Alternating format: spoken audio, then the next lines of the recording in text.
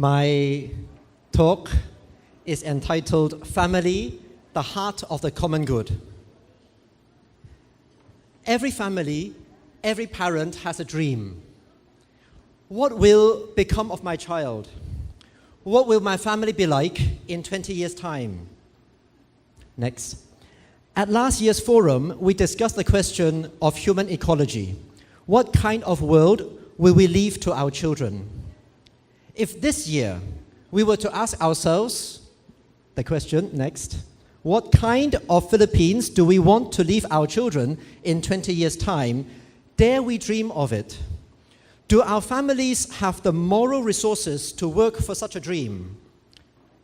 I dare to propose in this forum that the real hope for society and nation lies in the strength within the family.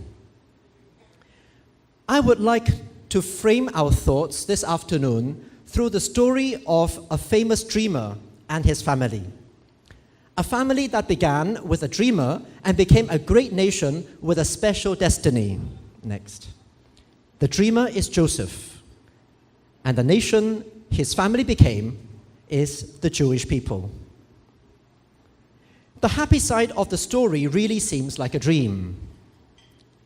Joseph's parents, Rachel and Jacob, met one another in the one and only love at first sight encounter of the whole Bible. And surely, Joseph inherited his good looks from his mother. He grew up to be a visionary, and he accomplished great things for his own people and for other nations. And eventually, he engineered this emotional reunion with the brothers who had sold him. Happy ending. But concretely, what does it take for such a family to realize its dreams? How does it concretely come about that a family strengthening can become hope for a nation's future? Next. I would like to discuss the three following points. The first, fatherhood, essential for persons and for culture. Second, the art of accompanying fragilities, the path of building hope in family and nation. And three, solidarity and mission of families within society, hope for a person-centered nation. My first section, fatherhood essential for persons and for culture. When Joseph's brothers went down to Egypt, they thought of just one thing, that they can buy grain from Pharaoh and that the family would not starve to death. How many families today dream that they would just survive? And yet, is this the only dream that families are allowed to make? How many people dream that their father would be at least a satisfactory provider of even just a simple living? But in the end, is anyone ever satisfied to have a father who is just a good provider? Next. Joseph started his journey as a pinanga, as a favorite of his father. This cloak Jacob gave to Joseph symbolizes the dignity his father recognizes in him, as well as his fatherly love and care. In wearing this father-given coat, Joseph learned the value of loving himself and loving others. At that time, Joseph received these strange dreams of the future. In fact, they foretold the paths God had traced for him in calling him to serve family and nation. When he was exiled far away to Egypt, although his cloak was taken away from him, he kept the covenant of God in his heart. He put into good use the practical wisdom he inherited from Jacob, and he served others with it in Egypt. He in turn gave life to others. He was even called father to Pharaoh. At his brother's arrival, he enabled the reconstitution of his own family and the perpetuation of its heritage. Next. The true dream of a family, the true dream of a father, cannot be just one of material survival and provision. A father needs not always be the most effective in providing, and this is not what makes a family. Nor is it true that a father's dream consists in imposing his ambitions upon his home, dictating everything in the house and in his children's growth. While seeking to give sure material foundation to family life, a father has the ambition to assure two things simultaneously. First, the father is the guardian of identity and trainer of responsible freedom for the members of the family. He assures the safe context in which everyone can be their true selves and at the same time challenges each one to take his part of responsibility. Secondly, while doing so, he hands on all that he has. The father hands on a skill, the father hands on a trade, his character, his sense of judgment and priorities, his faithful love for family, for nation, for God. And when a child receives these things from a father and makes them his own, something magical happens. Next, the father's own person, with his achievements, discoveries, qualities, finds new lease of life in the child, who embraces the heritage freely and lets it grow in his life. This is why we call culture patrimony, because culture is what fathers hand down to us. A nation's culture is what its forefathers have acquired and handed on to their children, and the children freely embraces it. The father waits for his child to become an adult. The father waits for the fruition of his heritage. This is the father's dream. The dream of the father, the dream of the family, is that each person becomes a free adult and that all are united around the joy that the parents' and the elders' heritage bears fruit. All of us, women included, are called to become fathers in this sense, not just providers, but solid guides and guardians in whose protection the weak, the young, and the old can be themselves, have the safe context to make bold personal choices, and in this guardianship, we hand on not only material gain, but above all, our moral and spiritual selves. A society that has real fathers is not a society that operates by the law of the jungle. Fathers or elders teach the youth a sense of true justice, where they give way to one another, especially to the weaker.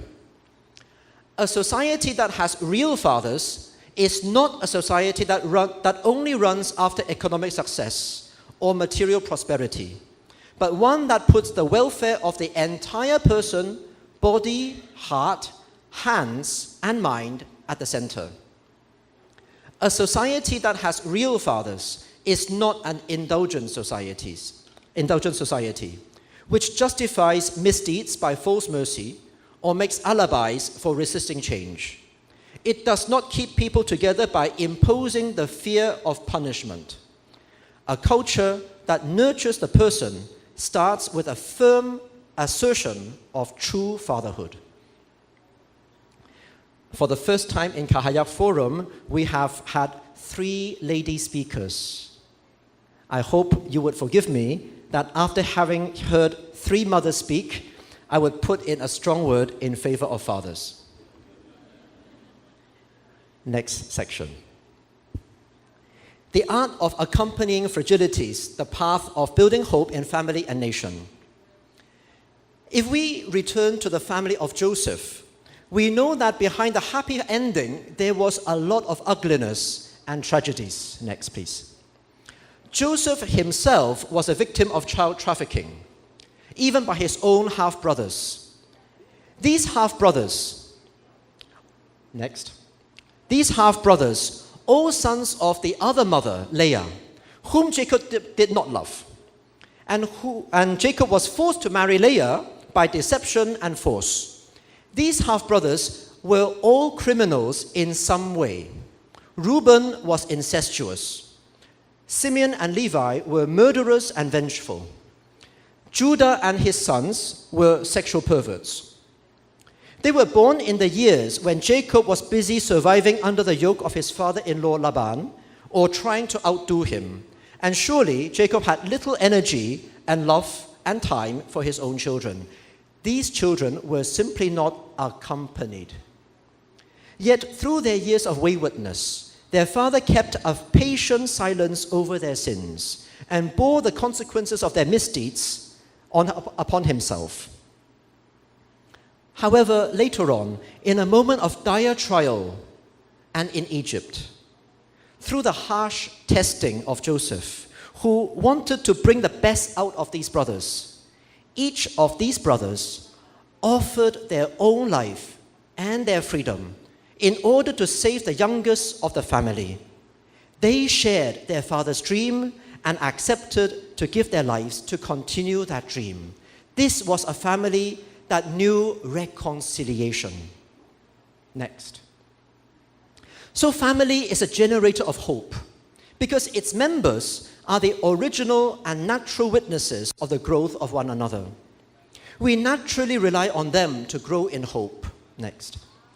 Before the use of particular skills of accompaniment acquired from professionals, to be witnesses of growth and givers of hope in the family, we need to know, accept, and embrace 3 points.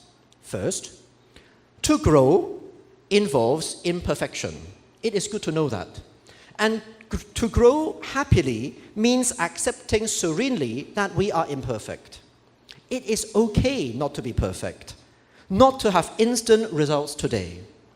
How often hope is no longer present simply because those who should encourage and show a way forward end up judging or show themselves non-accepting. Second point, to grow also means taking risks. It is okay to get hurt on the way. It is even normal and good. Not taking risks, like not accepting imperfections, cannot allow for serene growth. Lastly, to grow means treasuring the making of small steps forwards. If you expect your 5-year-old child to be an Olympic champion in long jump or shot put, good luck to you. Your child will make occasionally the appearance of making big steps, but these will never last.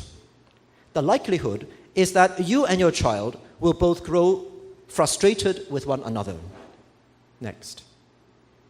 If the home is the natural place for growth, it means that the home is the naturally safe place where 1, imperfections are pardoned, 2, where risks can be safely undertaken in order to overcome imperfections, and 3, the home is the natural training ground for daily small steps forwards. With knowing these 3 elements, the home is the natural place for hope, the natural place to work on the realization of dreams. I want to draw your attention in particular to 3 places where modern society challenges the family to educate hope for one another. We need in each of these areas to reflect on what fragilities we need to accompany, why family is the privileged place of this accompaniment, and what means fathers and mothers, as opposed to teachers and government officials, can take on their respective roles. I underscore these aspects because I believe that the problem is not only in the defect of government policies, but that families have themselves, to an extent, abdicated their duties and their rights and left them exclusively to schools, to media, to professionals, to other institutions. And when these aspects of accompaniment are removed from the natural loving environment, our possibility of real hope is altered. The first challenging area is the use of media technologies. We neglect today that learning the use of media for a child or young person is not just about learning how things function, but also how to integrate it into my schedule, into my emotions, into my relations. For media to truly give its potential for the betterment of learning, Youth need moral guides, normally at home, to show them on a day-to-day basis the practical consequences, for example, of overusing internet, of creating fake cyber identities, of posting one's photos or emotions or experiences indiscriminately on social media, etc. The home education that is needed here directly impacts on the development of identity, social integration, and even mental health. Realism, even in the use of the virtual, needs to be learned at home because it concerns the hygiene of my life and not brain knowledge. Parents dispose of a closeness to children's life that school teachers can never do. Next. Sex education. This aspect is likewise to do with our identity and relations, and even in a more intimate way. Setting limits. Setting limits on what clothes not to wear, what channels or what films not to watch. Setting limits on what time to come back home. That is only one aspect of education. And it is true that schools lay down rules, just as at home, rules are also needed. Schools can impart biological knowledge at times more precisely than parents can do. But how to choose friends? How to treasure one's body? How to treasure someone else's body? What to love in another person? How to express that love? We know that children rebel against that prudish approach of just imposing prohibitions upon these issues. And in any case, it wouldn't work to impose prohibitions only in the world today. But let us think about this. To not learn about these issues from parents and elders at home is itself a violence. There is a wisdom about the preciousness of my body that I have received from my own parents, about how I am going to give it, about how I am going to love others with it. And what do I know? My parents don't give me that knowledge. My parents don't give me that wisdom. In the end, I receive that wisdom instead from YouTube or from porn mags that my classmates show me. Next. Preparation for marriage and choice of life. I would just mention here that the family needs to renew its confidence that it remains a vital net in which young people can feel they can discuss what they aspire to without being immediately judged. Parents are the natural companions, cum panis, breaking bread together. Those who break bread with children in sorrowful times of breakups and failures, those who show consolation and advise small steps forwards in times of doubt. In all of these three areas, I am not suggesting that school and professional assistants are secondary and purely technical. I am not suggesting either that parents and families are not in need of external assistance. What I strongly believe, however, is that the home is the natural environment of growing and integrating knowledge into life. Lots of Filipinos have quite spontaneously this delicate art of accompaniment. Those of you who are nurses or caregivers or physiotherapists know the very important art of serving someone while not doing everything for the other, not making the other feel they can do nothing for themselves. You know how important psychologically and even for personal dignity it is for an elderly person or for someone recovering from accident that they are accompanied, but they are not reduced to alienation and powerlessness. How much hope Filipinos overseas give to elderly and sick persons in many countries by this delicate skill. But before utilizing this caring art to earn a living somewhere else, it belongs, first of all, to your families here. It belongs to your dignity as proud parents, as caring kuya or ate, as wise lolo or lola, to your dignity as adult children when you care for your aging parents. Let us restore this art to its rightful place. We will feel prouder of our families, and more, we will give hope where it is most needed. Next. In the past year, we have been witnessing how the world has been becoming more and more violent. More and more young people resort to terrorism. Young people in perfectly peaceful countries have direct access today to fundamentalist propaganda in their bedroom computers. There is also the desperation of suicide and of social isolation. Next. Youth with moderate anxiety problems start to imagine them incurable when they learn on their smartphones that organizations can help them end their lives with dignity.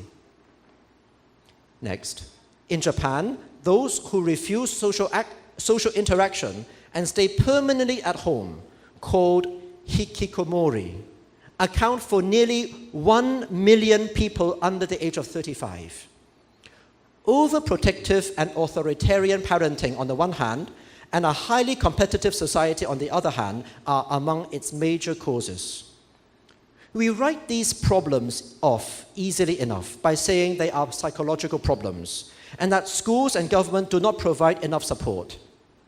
But rather, isn't there a culture that leads parents to stop hoping in and fulfilling their parental roles? Next. Here in Cebu, apart from the usual sex, drugs, and rock and roll, may I draw your attention to the amount of street art that manifests a desperate darkness in the minds and hearts of our young people. If they were utilized by extreme groups and ideologies, what would become of them? My last section. Solidarity and mission of families within society. Hope for a person-centered nation. Next. When Jacob and his sons were united in Egypt, they were already a big clan. Each of the adult sons started his own family. Together they undertook this hazardous journey away from homeland to settle in Egypt, a new country. 400 years later, they were no longer one big family, but one nation under Moses. Families become hope for the nation also when they share their lives with one another. A culture of survival and individual prosperity tends to draw family life into an inward-looking attitude.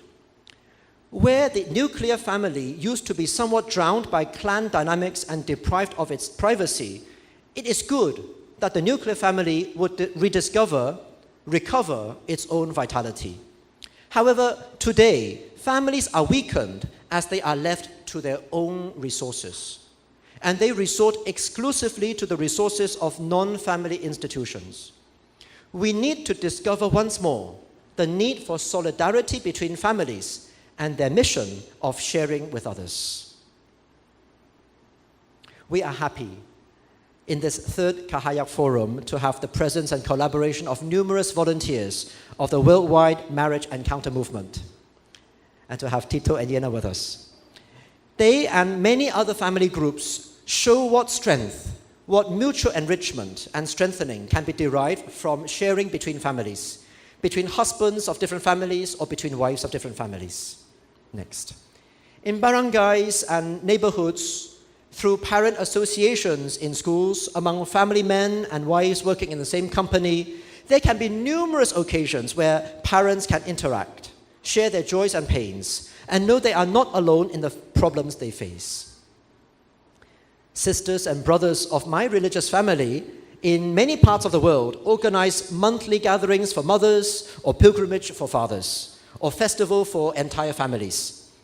In these places, not just emotional support is given, but even an art of accompaniment can be transmitted, and even eventual crises can be supported. Far from excluding professional help of counselors, psychologists, and the intervention of government agents, family associations and support groups are places where professional assistance can be integrated into a dynamic that is not alien to the family. Families not only need the sharing of each other, families are also enlivened by giving testimony to others, by feeling its mission for other families and for the wider society, each according to its capacities. Pope Francis, in his latest letter on the family, talks of how missionary parents who have a missionary life, often have children desirous to become missionaries. In the past, perhaps still today, in a number of rural settings, families quite naturally feel the duty to assist neighboring ones. In today's world, especially in cities, however, this has to flow from a reinforced sense of family mission. In Article 15 of the Philippine Constitutions, Attorney Horda mentioned already a good part of it, it is stated that the state recognizes and protects the right of families or family associations to participate in the planning and implementation of policies and programs that affect them. In exercising this right, families and associations of families fight to protect a good that is fundamental and irreducible to economic, technical, and social goods. The state obviously has a duty to protect the family, but let us not forget that the globalized and mediatized culture has been eroding our consciousness of the family's dignity. Families, as families, need to stand up for themselves on the political arena at all the levels. If the person is at the center of the family's concerns, and if society, on the contrary, is becoming increasingly economy-driven and economy-centered, then family concerns will not figure in today's priorities. Pornography generates money. Condoms generate money. Media hype about newly invented forms of so-called family also generates money. But day-to-day fidelity of a couple does not generate money. The vigilant and liberating family education they impart to children does not immediately figure in the economic reports. And yet, it is the heart of the common good. That good needs to be shouted out today. The family needs this strength, and society deserves this hope. We heard earlier from Attorney Horda how the state agents can also be fatherly and motherly beyond the strict application of the law. How the state can be truly at the service of the family's good. The more the state puts the family at its center, the nation's culture can become more and more one of union of hearts and consciences, one of personal development and social contribution, one of constant reconciliation and peace. I hope I have made it abundantly clear that to hope for such a state, to hope for such a nation, to hope for such a culture is not weakness. It requires more, not less courage and strength. But while it is challenging, it is possible, because the resources of this lie within our inner, God-given moral resources, and God helps us. In recent days, some of you may have seen the report of the press conference or heard the radio show on DYRF. Many have asked me whether our government is doing enough for the family. There are those closer to groundwork than me, and many among yourselves, who can suggest what economic or social policy can favor the lives and promote the rights of families. What I do want to insist on today is that there is a modern culture that evacuates the strength of the family from within. That is to say, a culture that makes parents, children, siblings, grandparents, abdicate their duty, their role, their right, their gift, their grace. We hand over the tough work of caring and educating and accompanying to professionals and institutions. We hand it over to schools, nurses, media exclusively, so we can enjoy family life. From these professionals, we often expect services in a more or less commercial manner.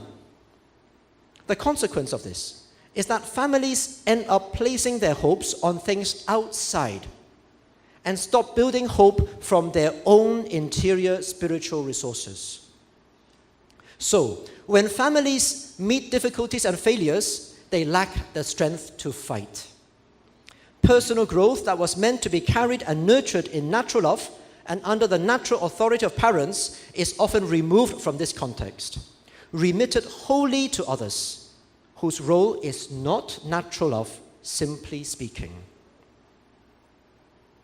Joseph, the dreamer of the Old Testament, has demonstrated that there is more in the dream of the family than economic survival and prosperity. There is no doubt that families need to survive and to strive for material well-being, no doubt. But Joseph never left aside the duty, the grace, the gift of drawing out the best from his brothers. It is a story of accompaniment, of daily vigilance and care, of dialogue, of reconciliation.